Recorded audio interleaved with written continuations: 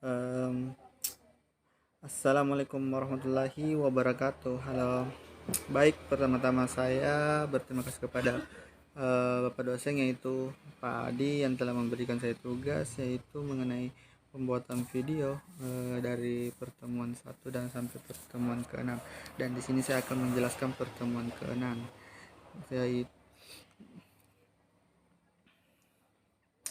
yaitu materinya itu yang berjudul pemberhentian hubungan kerja. Baik, alangkah baiknya kita memperkenalkan nama terlebih dahulu. Perkenalkan, nama saya Yusri, bisa dipanggil Uci.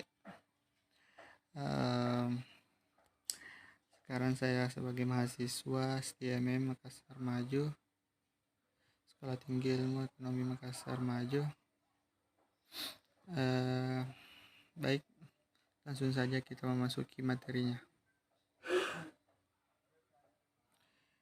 Pemberhentian hubungan kerja adalah pemutusan hubungan kerja seseorang karyawan dengan suatu hubungan kerja seseorang tersebut atau organisasi perusahaan pasal 150 atau Undang-Undang Ketenagakerjaan nomor 13 atau di tahun 2003. Ketentuan pemutusan hubungan kerja dalam undang-undang meliputi pemutusan kerja yang terjadi di badan usaha yang berbadan hukum atau tidak, milik orang perseorangan, milik persekutuan atau milik badan hukum, baik milik swasta maupun milik negara.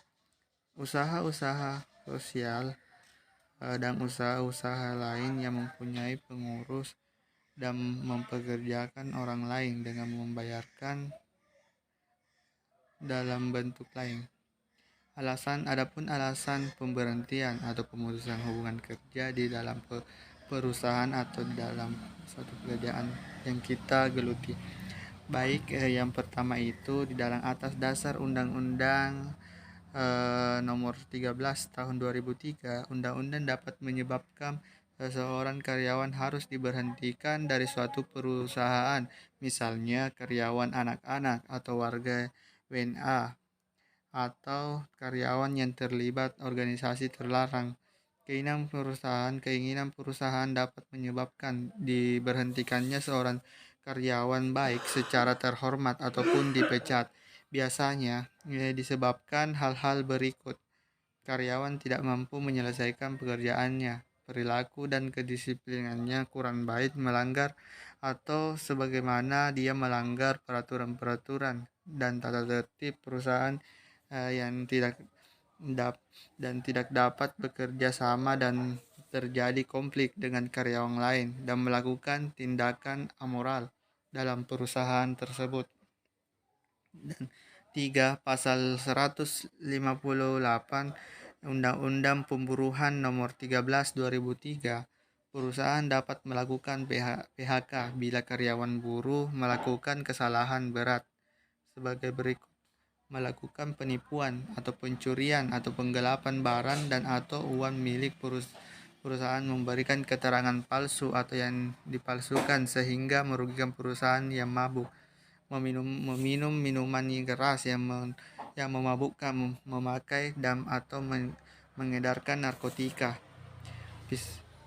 psikotropika dan zat adaptif lainnya di lingkungan kerja, pembuatan asusila atau perjudian di lingkungan kerja. 4. Keinginan kerja pindah ke tempat lain untuk mengurus orang tua, kesehatan yang kurang baik, untuk melanjutkan pendidikan, ingin berwirausaha. Pasal 162 ayat 1, pekerja atau buruh yang mengundurkan diri atas kemauannya sendiri dan memperoleh uang penggantian hak sesuai ketentuan di pasal 156 ayat 4, antara lain cuti yang belum diambil atau belum gugur, biaya atau ongkos pulang karyawan atau keluarganya ke tempat di mana dia diterima bekerja, atau penggantian perumahan dan pengobatan perawatan minimal 15% dari pesangon.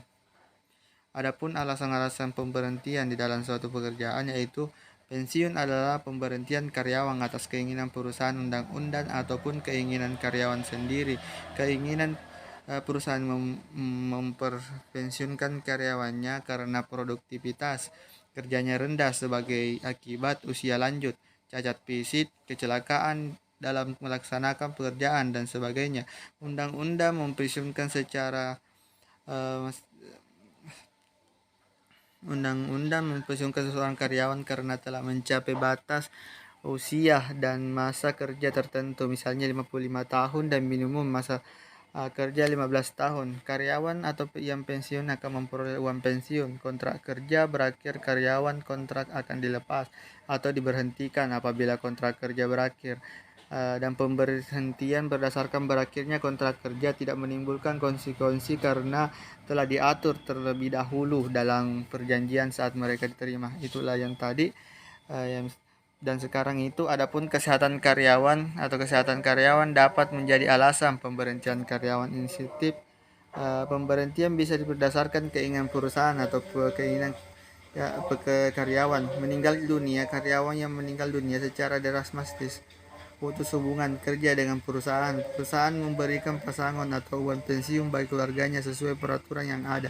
Perusahaan si karyawan akan dilepas bila perusahaan atau ditutup karena bangkrut.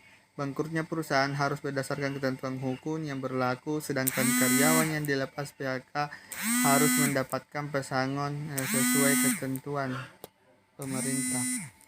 Dan pemutusan hubungan kerja PHK adalah suatu kondisi tidak bekerjanya lagi karyawan tersebut adalah perusahaan karena hubungan kerja antara karyawan perusahaan tersebut atau tidak diperpanjang lagi. Adapun ketentuan mengenai PHK meliputi keputusan hubungan kerja yang terjadi di badan hukum swasta maupun milik negara maupun usaha-usaha sosial, usaha-usaha lain yang mempunyai pengurus dan mempekerjakan orang lain dengan membayarkan upah atau imbalan dalam bentuk lain. Dan adapun dampak PHK bagi perusahaan yaitu yang pertama terhentinya produktivitas sementara dan harus mencari pengganti dengan karyawan baru dan melepas karyawan yang sudah berpengalaman dan memerlukan biaya yang besar untuk merekrut lagi. Bagi karyawan satu timbulnya situasi yang tidak enak karena harus mengganggu terputusnya hubungan dengan teman-teman sekerja, berkurangnya rasa harga diri, hilangnya penghasilan yang diterima oleh membiayai keluarga, harus bersusah payah mencari pekerjaan baru. Sebab-sebab adanya PHK dasar permintaan sendiri, masalah keluarga tidak mengangkat lingkungan yang kurang nyaman.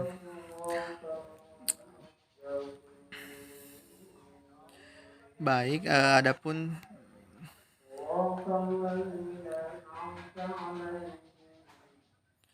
baik, itulah materi yang saya bisa sampaikan. Adapun kesimpulan dari suatu materi yang saya bawakan yaitu yang dimana PHK itu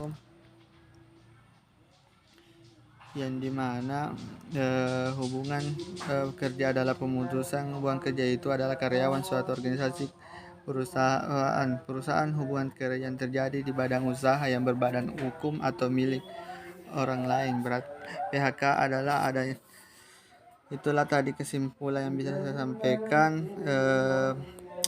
Baik, itulah yang bisa saya sampaikan. Bila materi yang saya sampaikan kurang, mohon dimaafkan karena salam. Itulah yang bisa saya sampaikan. Wabillahi taufik wal hidayah. Wassalamualaikum warahmatullahi wabarakatuh. Salam kebajikan. Salam.